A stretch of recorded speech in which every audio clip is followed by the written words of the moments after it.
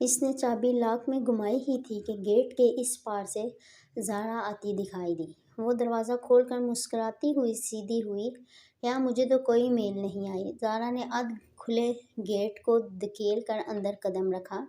اس کے چہرے پہ اداسی تھی۔ وہ درمیانی شکل و صورت کی اسٹائلش سی لڑکی اور حیا کی ہم عمر تھی۔ کوئی بات نہیں، 1-2 دن میں آ جائے گی، تم فکر نہ کرو۔ ہم نے ساتھ ہی اپلائی کیا تھا، میرا سلیکشن ہو گیا ہے تو تمہارا بھی ہو جائے گا۔ حیا ڈرائیونگ سیٹ کا دروازہ آدھا کھولے کھڑے کھڑے بتانے لگی۔ مگر اسکالرشپ پروگرام کا کوآرڈینیٹر کے آفس کے باہر آج جو لسٹ لگی ہے اس میں بھی میرا نام نہیں ہے، اور میرا صرف تمہارا ہے۔ ہمارے ڈپارٹمنٹ سے اور انوائرمنٹل سائنسز کی ایک لڑکی خدیجہ رانا کا ہے۔ میرا خیال ہے میرا سلیکشن ہی نہیں ہوا۔ اوہ، اسے واقعتاً افسوس ہوا۔ رات فون کال کے بعد اس کی زارا سے اب بات ہو رہی تھی۔ خیر، تم کہیں جا رہی تھی؟ زارا چہرے پہ دوبارہ بشاشت لاتے ہوئے پوچھنے لگی۔ ہاں، مارکیٹ جا رہی تھی ارم کے ساتھ۔ داور بھائی کی مہندی کا فنکشن ہے اور میرے لہنگے کے ساتھ کی ہائی ہیلز گم ہو گئی ہے۔ شاید کام والی اٹھا کر لے گئی ہے۔ اب نئے جوتے لینے پڑیں گے، تم چلو گی؟ وہ گاری سے کوہنی ٹکائے تفصیلاً بتانے لگی۔ اس وقت وہ ہلکی آسمانی لمبی قمیض اور تنگ چوڑی دار پاجامے میں ملبوس تھی۔ قمیض کا دامن ٹخنوں سے ذرا اوپر تک تھا۔ ہم رنگ دوپٹہ گردن کے گرد لپٹا تھا۔ بال کمر پہ گر رہے تھے اور عادتاً آنکھوں میں گہرا کاجل ڈالا تھا۔ ہاں چلو پھر جلدی نکلتے ہیں۔ زارا فوراً تیار ہو گئی اور فرنٹ سیٹ کی طرف بڑھی۔ ارم کو بھی لینا ہے۔ حیا نے اندر بیٹھ کر دروازہ بند کیا اور اگنیشن میں چابی گھمائی۔ ویسے تمہارے سخت سے تایا ارم کو یوں تمہارے ساتھ شاپنگ پہ جانے کی اجازت دے دیتے ہیں؟ ارم ان دونوں سے جونیئر تھی اور اس کا ڈپارٹمنٹ بھی دوسرا تھا، سو زارا کی اس سے زیادہ ملاقات نہ تھی۔ ان کی سختی صرف اسکارف تک ہے۔ ویسے بہت اچھے ہیں وہ کار باہر گیٹ پہ لے آئی۔ ارم کا گھر حیا کے ہمسائے میں تھا۔ دونوں گھروں کی درمیانی دیوار میں آنے جانے کا راستہ بھی موجود تھا، لیکن اسے جب بھی ارم کو پک کرنا ہوتا وہ اس کے گیٹ پہ ہارن دیا کرتی تھی۔ اب بھی زور کا ہارن دیا تو چند ہی لمحے بعد ارم باہر نکل آئی۔ آسنی لمبی قمیض اور ٹراؤزر میں ملبوس ہم رنگ دوپٹہ پھیلا کر سامنے لیے چہرے کے گرد میچنگ کاسنی اسکارف لپیٹے وہ تقریباً بھاگتی ہوئی پچھلی سیٹ کے دروازے تک آئی تھی۔ ہیلو حیا، ہیلو زارا، بے تکلفی سے چہکتے ہوئے اس نے اندر بیٹھ کر دروازہ بند کیا۔ حیا کے ساتھ آؤٹنگ کے پروگرام اسے یوں ہی خوش کیا کرتے تھے۔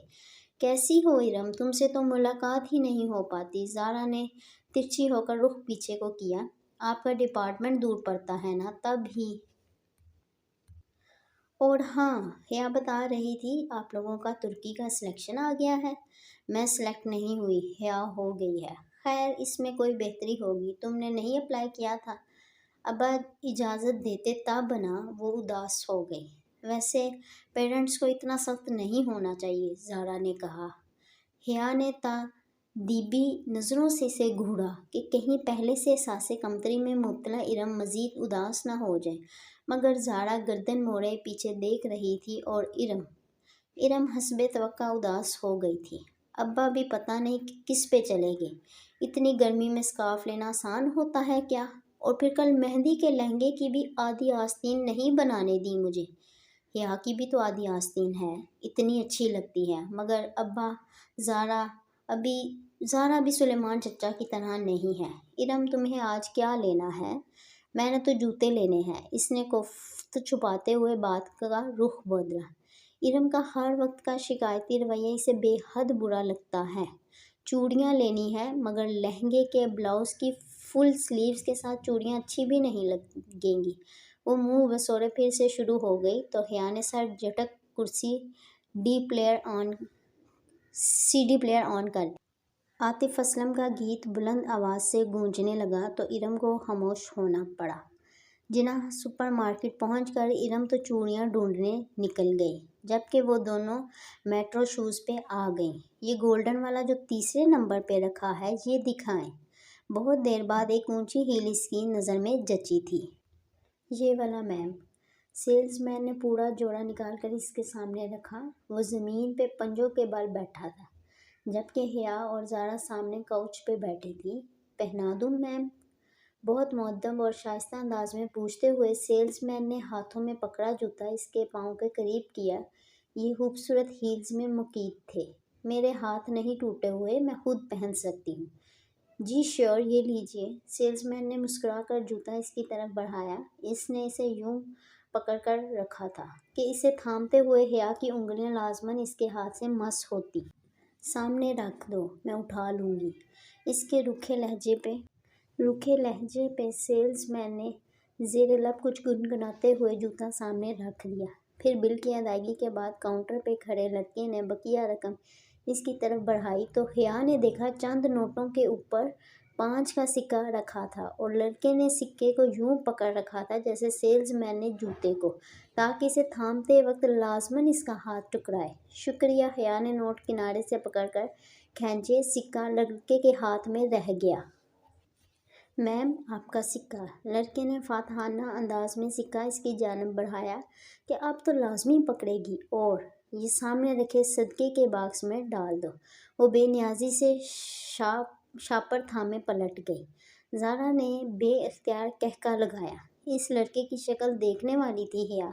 دل تو کر رہا تھا اس کی اسی شکل پہ شاپ کے سارے جوتے دے ماروں۔ معلوم نہیں ہمارے مردوں کی ذہنیت کب بدلے گی۔ یوں گھورتے ہیں جیسے کبھی لڑکی دیکھی نہ ہو۔ وہ تنفر سے ناک سیکورٹی غصے میں بولتی زارا کے ساتھ سیڑھیاں اتر رہی تھی۔ جب قریب سے آواز آئی تو اتنا بن سنور کر باہر نہ نکلا کرو بی بی۔ وہ چونک کر آخری سیڑھی پر ٹھہر گئی۔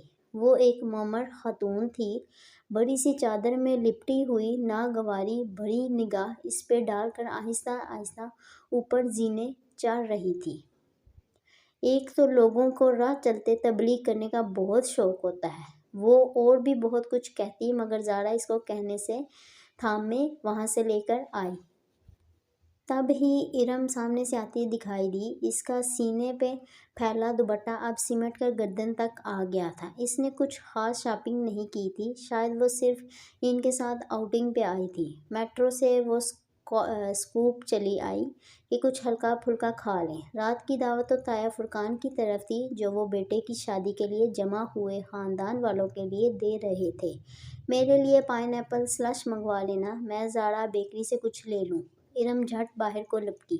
حیا نے گہری سانس لیتے ہوئے اپنی جانب کا شیشہ نیچے کیا۔ سرد ہوا کا تھپیڑا تیزی سے اندر آیا تھا مگر اتنی سردی میں سلش پینے کا اپنا مزہ تھا۔ وہ پارکنگ لاٹ میں موجود تھیں اور ٹھنڈی ہوا نے ساری جگہ کو گھیر رکھا تھا۔ مغرب گہری ہو چکی تھی اور ہر طرف اندھیرا سا تھا۔ ارم خاصی کمپلیکسڈ لگتی ہے نا، ہے نہیں؟ ارم دور ہو گئی تو زارا اس کی طرف گھومی۔ اور تم اس کے انہی کمپلیکسز کو ہوا دے رہی تھی۔ وہ الٹا اسی پہ خفا ہوئی۔ تایا فرقان صرف اسکارف کی سختی کرتے ہیں، وہ بس اسی بات پہ خود ترسی کا شکار ہے اور تم بھی اس کا ساتھ دے رہی تھی۔ میں نے سوچا کہ بیچاری نہیں ہے وہ بیچاری، اب اس کا بھی یہی سمجھانا کہ خواہ مخواہ کی خود ترسی سے نکل آئے۔ ویٹر ہاتھ میں کارڈ پکڑے حیا کی طرف کھلے شیشے کے باہر آ چکا تھا۔